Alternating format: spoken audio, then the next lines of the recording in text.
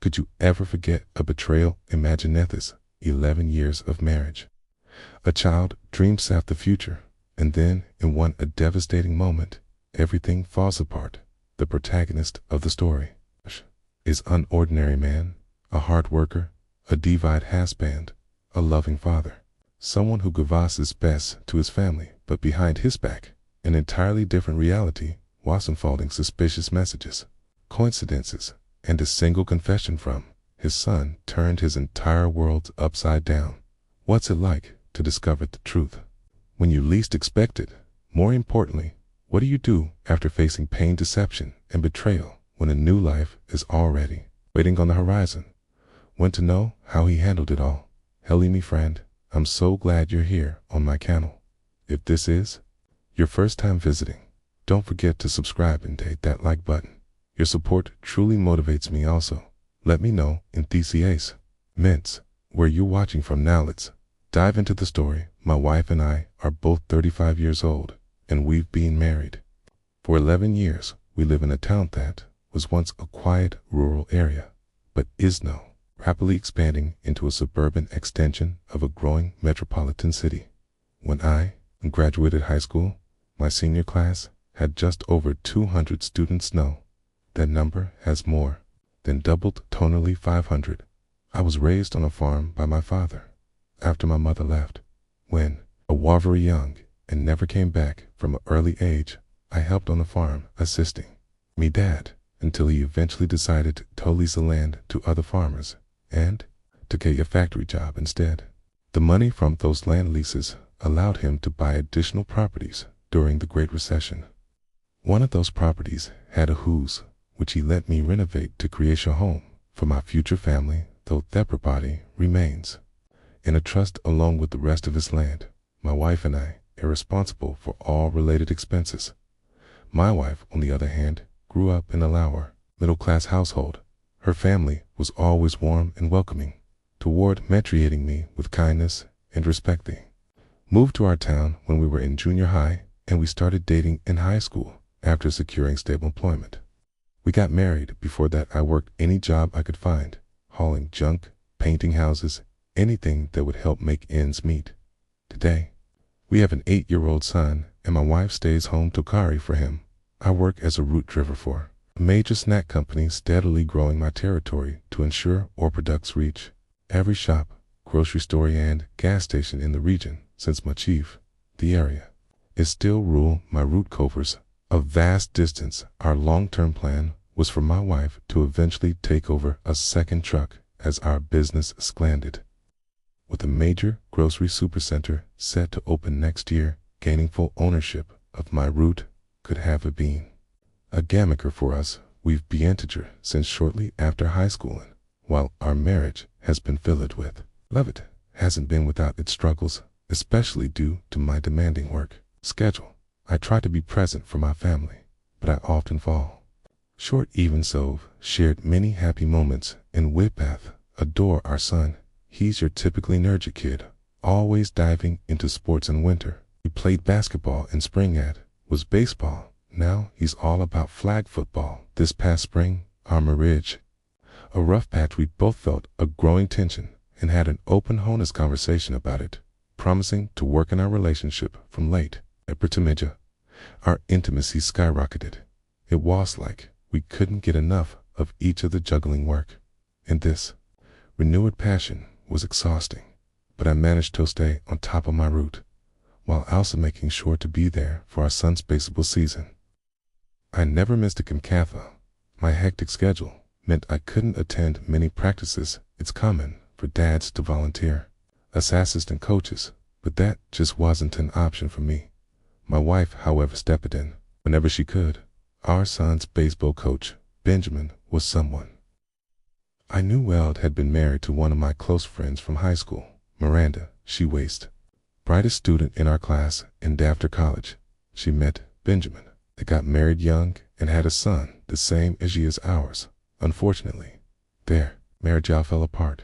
3 years ago, Miranda moved back to town, relying on her parents for childcare. Benjamin followed about a year, likely to be closer to his son, perhaps even hoping to reconcile with Miranda. By June My wife and I had started slipping back into our usual routines. In July, we had another serious conversation, once again reaffirming our commitment to each other, hoping to reconnect. We even went on vacation. But while it helped momentarily, the spark between us remained inconsistent. Then in mid-August, our passion reignited, but by September, it had faded once more. It was around that time that our sons started playing flag football. I was thrilled when I finally made it to one of my son's football practices, one evening where what caught me off guard was seeing my wife standing right beside Benjamin, clipboard in hand, actively helping run drills. A handful of other dads were also involved, but she seemed suspiciously engaged. Later that night, when he casually asked her about it, our son actually jumped in before she could respond. "Mom's not just helping, she's a coach," he proudly corrected me promptly. When she had signed him up for the league, she had also volunteered for a coaching position. Before long, it became a major commitment for her. She was constantly on her phone, slight texting, sometimes making calls. When I was around, it was almost always just texts. Every afternoon after school, she and our son would head over to Benjamin's house where he trained both boys together. The extra sessions were paying off. Our son and Benjamin's son were quickly becoming standout players. The team then came the first game. At that morning, I wrapped up my shift and went straight to the field. As I settled in to watch, I noticed my wife and Benjamin standing side by side, giving instructions to the team. Just as I got comfortable, someone pulled up a chair next to mine. It was Miranda. We watched this game together, chatting casual noon till halftime. Then she turned to me with a serious expression and asked, "How's your marriage?" I told her everything was fine, but she didn't look convinced. After a brief pause, she shared something that sent a chill down my spine. On a rainy afternoon, when practice had been canceled, the boys stayed inside Benjamin's house, playing video games. At one point, Miranda's son went to the kitchen for a drink. That's when he saw it, Benjamin and my wife kissing. Stunned, he quietly slipped back to the game, later confiding in Miranda booty way he had witnessed that night. Something inside me shifted. The next morning, as usual, I woke up at 4 o'clock a.m. to make the 4 or 5 minute drive to my warehouse for work. But that Monday, I set my alarm even earlier. 3:30 a.m., while my wife was still asleep, I reached for her phone after several failed attempts. It instantly cracked her passcode. As it scrolled through her messages, I found exactly what I feared: an endless string of texts, some explicit along with revealing photos she had sent with a citation. I took screenshots of everything from that moment forward.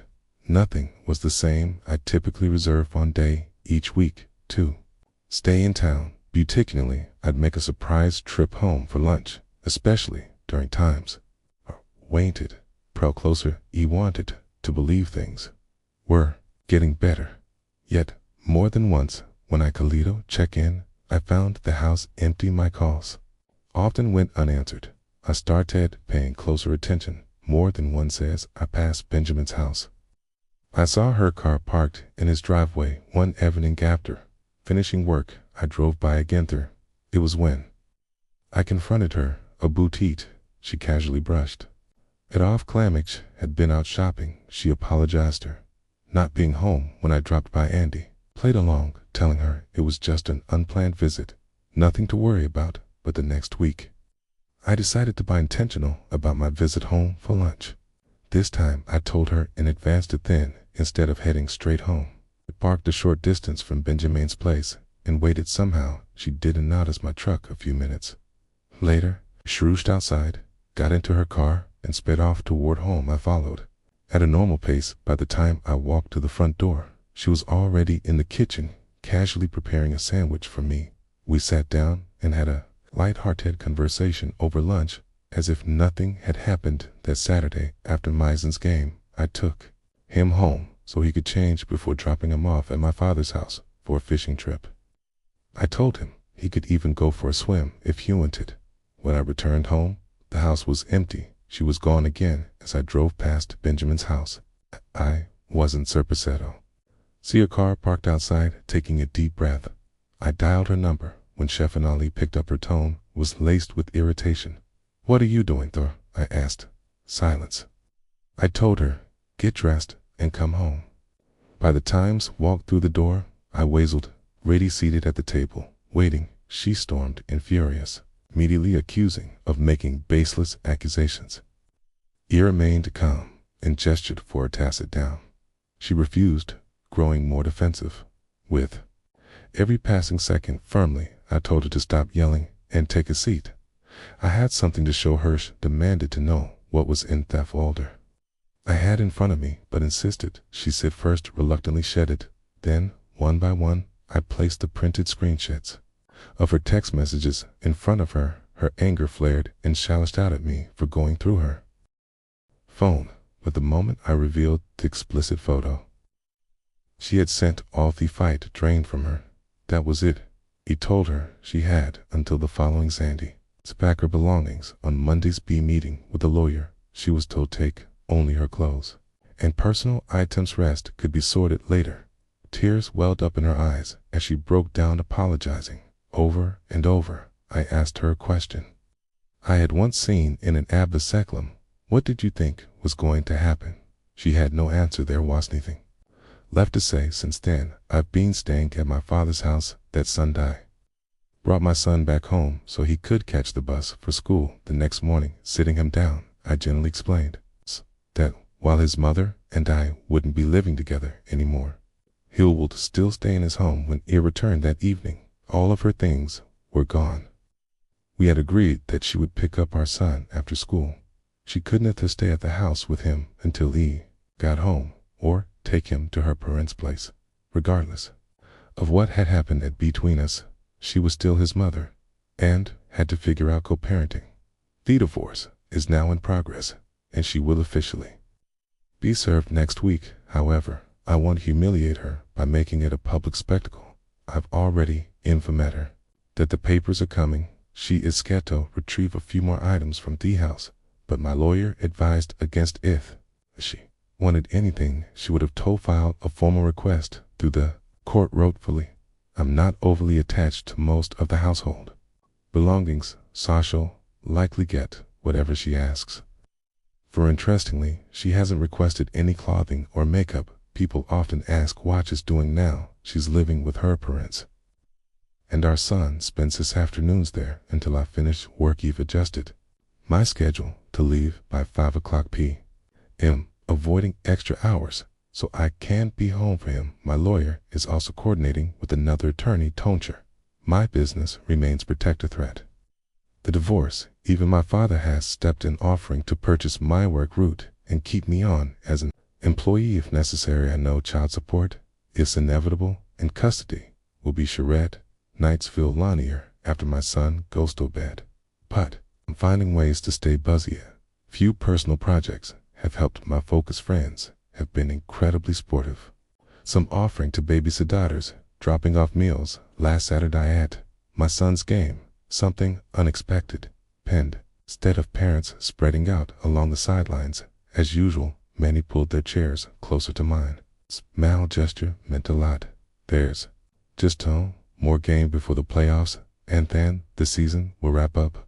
Basketball season's around the corner, and nearly every parent I've spoken with has said they'll be requesting that Benjamin not be assigned as their child's coach. People have also been curious about Miranda.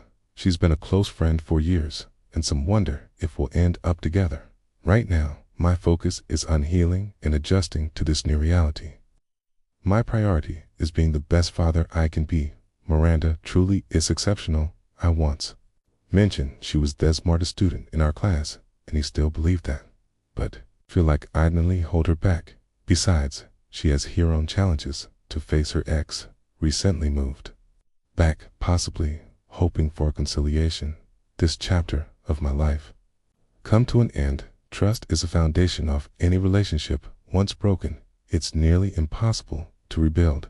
Betrayal isn't just about infidelity. It's about destroying years of shared experience and love. When problems arise in a marriage, they should be. Faced together, Nate. Avoided through deception, the truth always comes out. And once trust is shattered, things can never be the same. But betrayal doesn't have to define the rest of your life. It can be a chance to reflect, learn, and move forward toward a future built on honesty, respect, and genuine love. What are your thoughts? Share them in the comments, my friend. If you enjoyed the story, check out more content on my channel. I'll sign off for now.